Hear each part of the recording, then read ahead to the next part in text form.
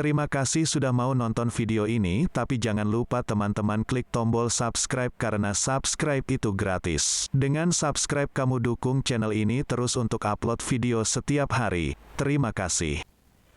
Assalamualaikum warahmatullahi wabarakatuh. Selamat datang pada para pecinta sholawat. Selamat datang di Kisah Sirah Nabawi channel. Di video kali ini saya akan menceritakan tentang kisah Nabi Khidir dan Ain al-Hayah. Imam Ibnu As-Sakir meriwayatkan tentang biografi Raja Alexander melalui jalur Imam Kaisamah bin Sulaiman. Telah menceritakan kepada kami saudaraku Imam Abu Ubaidah bin Hanad, telah menceritakan kepada kami Imam Sufyan bin Waqi, telah menceritakan kepada kami ayahku, telah menceritakan kepada kami Mu'tamir bin Sulaiman dari Abu Ja'far dari ayahnya. Ia ditanya mengenai Alexander, maka ia menjawab, ia seorang hamba Allah yang soleh. Ia memperolehi kurniaan yang terlalu besar dari Allah. Kekuasaannya meliputi timur hingga barat. Ia mempunyai sahabat dari bangsa malaikat yang bernama Rafail.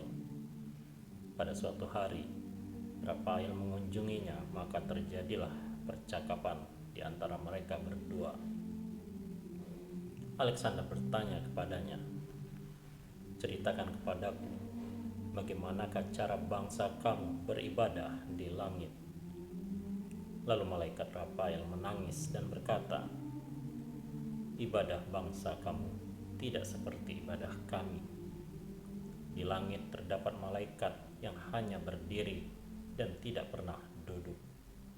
Ada yang terus sujud dan tak pernah bangkit. Ada pula yang rukuk dan tak pernah berdiri.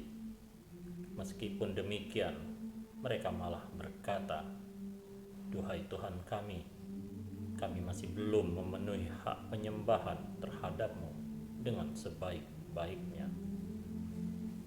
Alexander juga menangis dan berkata, wahai Rafail, sesungguhnya aku ingin berumur panjang hingga aku dapat beribadah kepada Tuhanku dengan penuh ketaatan. Apakah kamu mau? Tanya Rafail. Ya, jawab Alexander. Ketahuilah, Allah mempunyai mata air yang disebut dengan Ain al-Hayah. Barang siapa yang meminumnya sekali saja, niscaya dia tidak akan mati hingga dirinya sendiri memohon kematian kepada Tuhannya. Rafail menegaskan, apakah engkau tahu di manakah tempatnya? Tanya Alexander. Tidak, tetapi kami pernah berbincang-bincang bahwa Allah mempunyai satu tempat di bumi yang gelap dan tidak dilintas oleh bangsa jin dan manusia. Kami kira itulah tempatnya.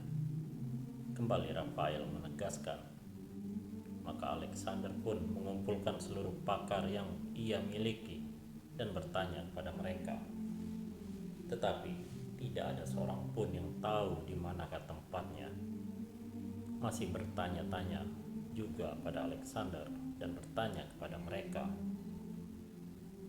adakah kamu mendapatkan suatu keterangan bahwa Allah mempunyai suatu tempat yang amat gelap di bumi? Maka berkatalah seorang pakar, mengapa Paduka menanyakan tentang perkara ini? Maka Alexander berterus terang akan tujuannya terhadap tempat tersebut. Aku membaca dalam wasiat Adam penyebutan bagian bumi yang gelap ini, dan ia terletak di tanduk matahari. Maka Alexander mempersiapkan suatu perjalanan untuk mencarinya.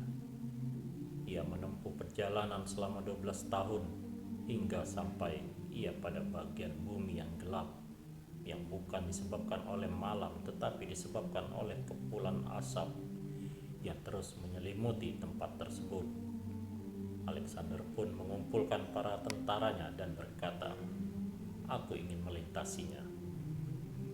Akan tetapi, para pasukan yang enggan untuk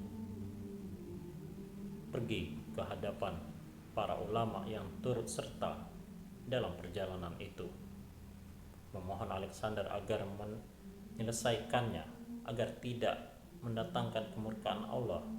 Akan tetapi Alexander menolak permohonan mereka. Bahkan ia memilih 6.000 pasukan berkuda yang terdiri dari para lelaki dan 6.000 pasukan berkuda dari para wanita yang masih belia. Sebagai pimpinannya ditunjuklah oleh Nabi Khidir dengan pengawalan 2.000 pasukan. Maka Al-Khidir berjalan di samping Alexander, dan ia pun tahu apa tujuan sebenarnya yang dicari oleh Alexander, tetapi Al-Khidir menyembunyikannya. Pada saat ia berjalan, sampailah ia di sebuah lembah, dan Al-Khidir mengira bahwa lembah itulah terdapat Ain Al-Hayah.